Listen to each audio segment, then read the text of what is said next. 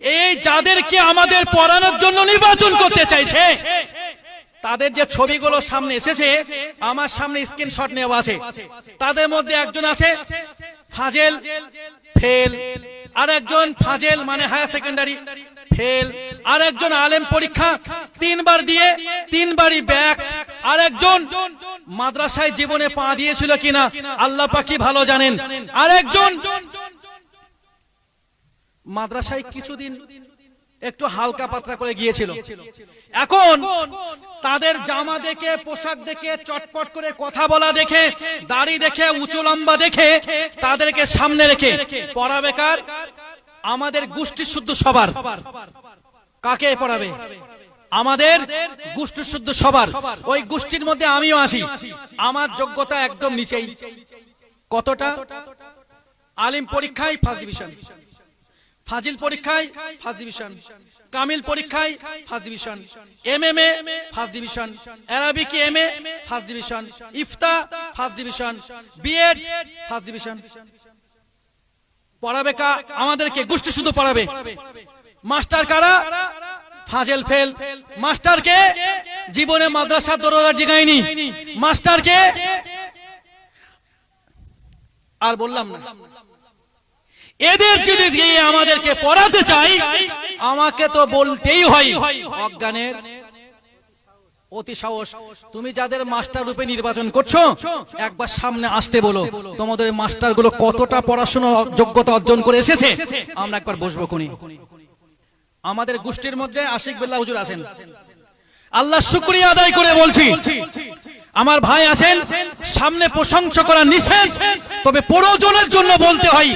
ভাই মাঝে মাঝে এমনটাও হয়েছে, জিজ্ঞেস করবেন ভাইকে ফোন করে একটা বিষয় নিয়ে, এমন আমাকে বলেছেন ভাই এই বিষয়টা প্রকাশ করার জন্য, এই বিষয় নিয়ে জলসা করার জন্য, এই বিষয়টা সাধারণ ভাবে সহজ সরল ভাবে কোরআনে এই বিষয়টা মানুষের কাছে ব্যক্ত করার জন্য কখনো 5টা 6টা 7টা 8টা 9টা তাফসীরের কিতাব সামনে রাখতে হয়, যে এই বিষয়টা মানুষ যেন সাধারণ ভাবে সহজ ভাবে বুঝতে পারেন। একটু খুশি হয়ে বলুন যে আশিক বিল্লাহ সাহেব হুজুর এখনো পর্যন্ত কোরআনের একটা হুকুম, কোরআনের একটা বিষয় সাধারণ ভাবে সহজ সরল ভাবে মানুষের কাছে ব্যক্ত করার জন্য সামনে 2টো 5টা তাফসীরের কিতাব খুলে রাখেন। তানাকে পড়াবেন কে? যে সূরা ফাতিহা পড়তে গেলে ভুল পড়াই, অন্য সূরা পড়তে গেলে ভুল পড়াই, আবার মাঝে মাঝে কাঁধ বাঁধিয়ে ঠেলে নিয়ে যায়। কথা বলেন। মুফতি রজব আলী সাহেব আজকে 17 বছর ধরে সরকারি মাদ্রাসায় চাকরি করছে। সরকারি মাদ্রাসায় চাকরি করতে গেলে যে কি লাগে এটা তো জানা দরকার না? দরকার নেই। পড়াবে তাকে।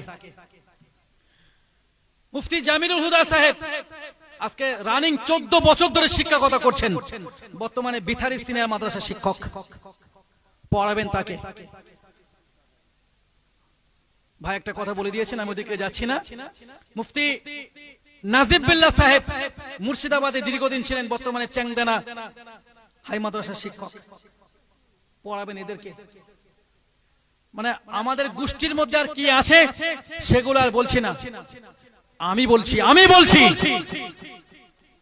হুজুর, আমি আপনার কাছে নিবেদন করছি, অনুরোধ করছি। আমাদের এখানে অনেক ভাই আছেন, এই ফোন যারা ঘাটাঘাটি করেন, মাঝে মাঝে ইউটিউব ফেসবুক ঘাটতে ঘাটতে এই প্রাঙ্ক চলে আসেন, বোঝেন তো? এই একটা সাপ ছুঁড়ে দেয়, মানুষ দড়ি মড়ি করে হুটপাট করে পড়ে যায়, পরে যখন দেখে এটা রিয়েল সাপ নয়, এটা অবাস্তব, তখন প্লাস্টিক দিয়ে ভয় দেখানো। এত সময় পর্যন্ত এই সব নিয়ে হয় না।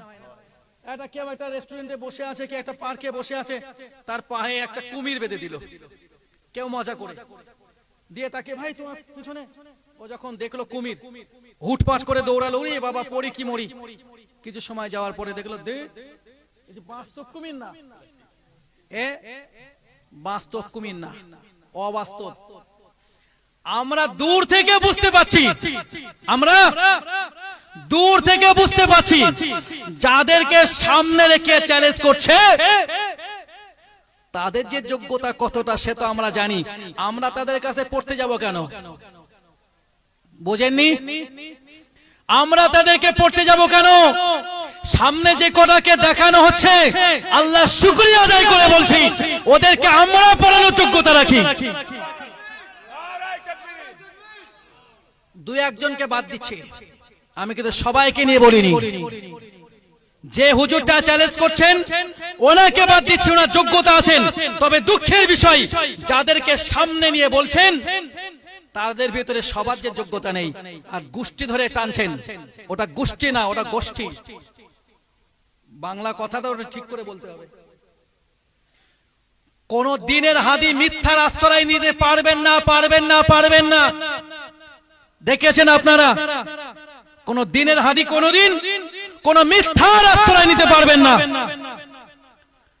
মুফতি সাহেব হুজুর যেখানে ছাড়লেন, মুনাফিকের নিদর্শন বলছিলেন, যখন কথা বলবে মিথ্যা বলবে, কথা বললে কি বলবে?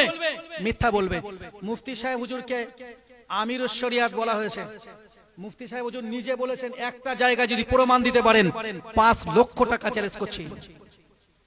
আমার টাকা এখন যতটা জমা আছে ততটা বলা ভালো, হাতে যদি না থাকে দেবো কি করে? কারণ কালকে যদি কেউ চ্যালেঞ্জ নিয়ে আসে টাকা তো দেওয়া লাগবে নাকি ভাই? সে তো সময় লাগবে। মুফতি সাহেব হুজুরকে বলা হচ্ছে যে স্বঘোষিত আমিরুশ শরিয়াত। স্বঘোষিত মানে কি? যে নিজে ঘোষণা করেছেন, নিজে। মুফতি সাহেব হুজুর নিজেকে আমিরুশ শরিয়াত ঘোষণা করেছেন।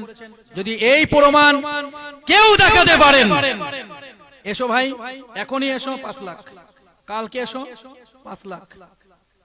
এই আজকের আলোচনার আগে পর্যন্ত।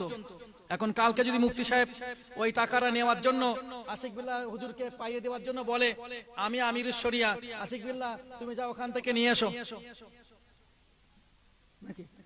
তবে মুফতি সাহেব হুজুরের প্রতি আমাদের ওই বিশ্বাসটা রয়েছে, তিনি খেয়ানাতি নন। সুবহানাল্লাহ বলুন। একজন মুফতি নামের কলঙ্ক, কি বলছি আমি? মুফতি নামের কলঙ্ক। মুফতি সাহেব হুজুরের ব্যাপারে বলছে, ও আমিরুশ শরিয়াত, তুমি তো কালকে টাকার বিনিময়ে নারীদেরকে জায়েজ করে দেবা। নাউজুবিল্লাহ বলেন। একটু সবাই মিলে উচ্চ আওয়াজে নাউজুবিল্লাহ বলেন। মুফতি সাহেব হুজুরকে তোমার মতো রকম ঠনকো মুফতি পেয়েছো নাকি? তোমার মতো রকম ঠুনকো মুফতি পেয়েছো? তোমাদের ফতোয়া দেওয়ার সময় তো হুঁশ থাকে না, পক্ষপাতিত্ব করো। ফতোয়া লাইনে চলবে কে আমার কমিটির, আমার দলের, আমার গোষ্ঠীর, আমার আত্মীয়, আমার প্রতিবেশী, আমার সন্তান, আমার ভাই, ওটা নয়। XYZ যে কোনো ব্যক্তির জন্য যে ফতোয়া নির্বাচন হবে ওই ফতোয়াটা ওই ফতোয়া লাইনে যাবে নাকি নয়? আল্লাহ আমাদেরকে সহি বুঝদান করুন। এই শিক্ষা প্রতিষ্ঠানগুলোর জন্য